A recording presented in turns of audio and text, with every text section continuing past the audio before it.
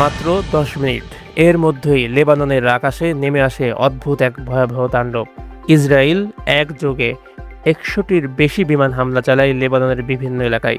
রাজধানী বেরুত, দক্ষিণাঞ্চল, বেকা উপত্যকা কোথাও রক্ষা পায়নি। একটির পর একটি বিস্ফোরণে কেঁপে ওঠে পুরো দেশ। আকাশে ঢেকে যায় কালো ধোঁয়ায়, রাস্তায় ছড়িয়ে পড়ে আতঙ্ক। মানুষ ঘর ছেড়ে দৌড়াতে শুরু করে নিরাপদ আশ্রয়ের খোঁজে।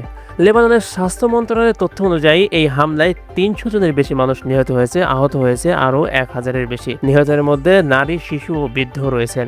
ইসরায়েল দাবি করছে তারা হিজবুল্লাহর ঘাঁটিতে হামলা চালিয়েছে, তবে লেবাননের কর্মকর্তারা বলছেন বহু আবাসিক এলাকা ও সাধারণ মানুষের বাড়িঘরও ধ্বংস হয়েছে। সবচেয়ে বড় উদ্বেগের বিষয় হলো এই হামলা এমন এক সময় হয়েছে যখন যুক্তরাষ্ট্র ও ইরানের মধ্যে যুদ্ধবিরতির আলোচনা চলছিল। এখন আশঙ্কা হচ্ছে লেবাননে এই নতুন সংঘাত পুরো মধ্যপ্রাচ্যকে আরও বেশি বড় যুদ্ধে ঠেলে দিতে পারে।